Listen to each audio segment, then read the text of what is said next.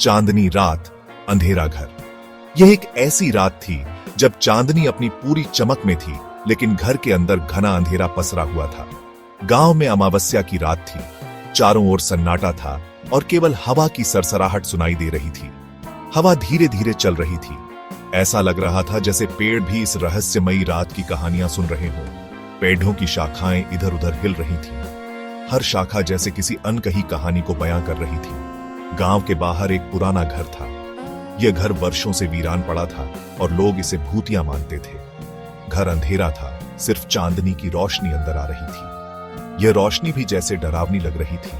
इस घर में कोई नहीं रहता था। यह घर पूरी तरह से सुनसान और खंडहर हो चुका था।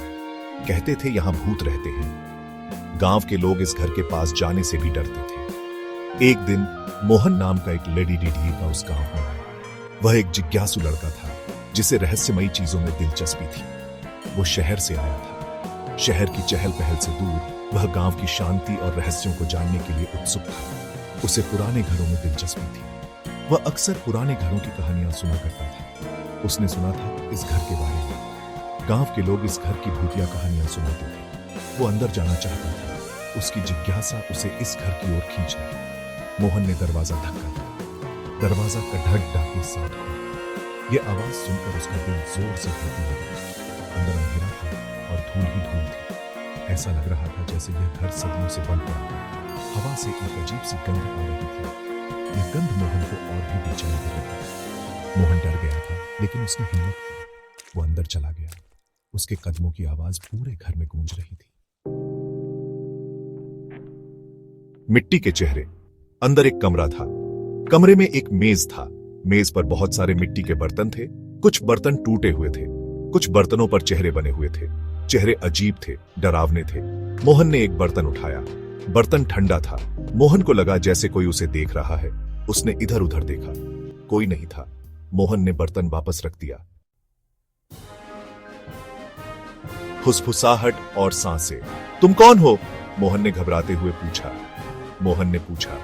उसकी आवाज कांप रही थी। उसके दिल की धड़कन तेज हो गई थी। और यहां क्या कर रहे हो? यह घर मेरा है, औरत ने कहा। उसकी आंखों में एक अजीब सी चमक थी। उसकी आवाज भारी थी। और ये बर्तन भी मेरे हैं।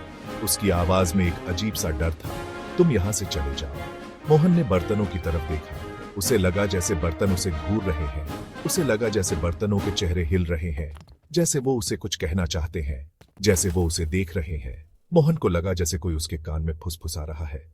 उसकी रीढ़ की हड्डी में सिहरन दौड़ गई। उसे सांस लेने में तकलीफ हो रही थी। उसकी छाती भारी हो गई थी। ये बर्तन, ये जिंदा है?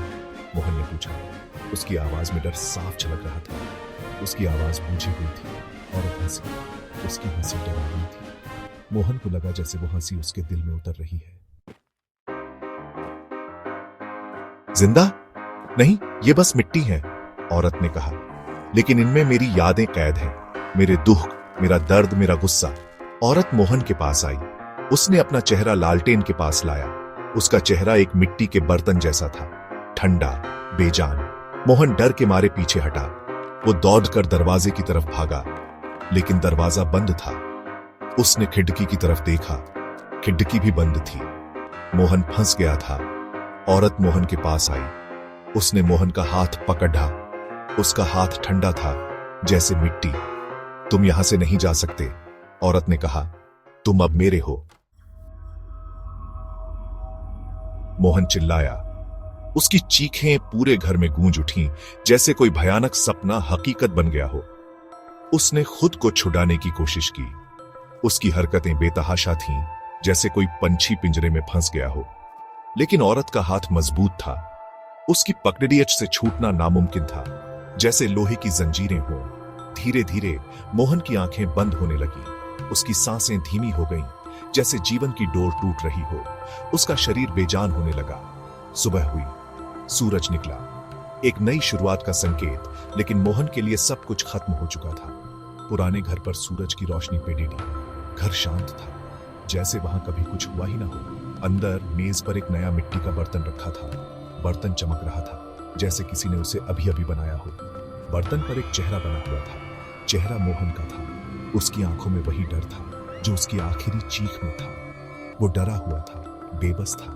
उसकी आंखों में एक अजीब सी चमक थी, जैसे वो कुछ कहना चाहता हो और हमेशा के लिए मिट्टी में कैद हो गया था। उसकी आत्मा उस बर्तन में बंधी हुई थी, जैसे कोई पुरानी कहानी। गांव वाले आज भी उस घर के पास जाने से डरते हैं। वे कहते हैं वहां कुछ अजीब और डरावना है। कहते हैं उस घर में मिट्टी के बर्तन इंसानों को अपना बना लेते हैं और जो एक बार वहां गया वो कभी वापस नहीं आया।